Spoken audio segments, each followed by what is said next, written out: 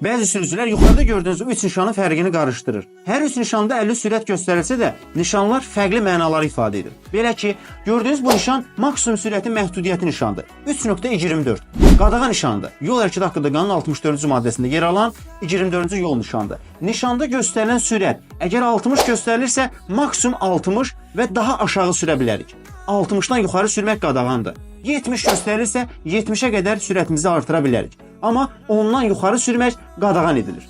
Bu nişan isə 4.7 məcburiyyətli nişanlar sinfinə aiddir. Yol hərəkəti haqqında qanunun 65-ci maddəsində yer alır. 7-ci sırada yer alan bu nişan minimum sürəti məhdudlaşdırır. Nişanda göstərilən sürətdən aşağı sürmək qadağan edilir. Bəzən bu nişanlar yolun hərəkət hissəsində asılır və 7-14, yəni zolağı bildirən nişanla tətbiq olunur. Hansı zolağın üzərində tətbiq olunduqda həmin zolaqda sürət bu nişandakı göstərilən sürətdən yuxarı olmalıdır. Məsələn, 50 qoyulubsa, bu nişanda sürət minimum 50, maksimumu da baxacaq yolun şəraitinə. Əgər yaşayış məntəqəsində hərəkət ediriksə 60, məntəqədən kənardırsa 90-dan artıq olmayan və 50-dən aşağı olmayan sürətlə hərəkətimizi davam etdirəcəyik.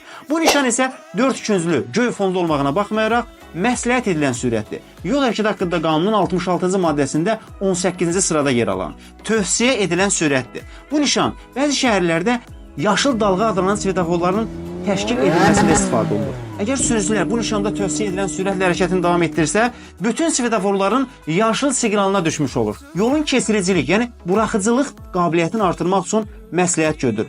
Bu nişanlar şəhərin elə yerlərdə təşkil olunur ki, həmin yerlərə az yaşlıların, uşaqların, piyadaların çıxma ehtimalı var. Sürücü həmin nişanda göstərilən sürətlə hərəkət etsə, təhlükəsizliyi daha çox təmin etmiş olur. Diqqətiniz üçün təşəkkür edirəm. Sizinlə Azər Quliyev idi.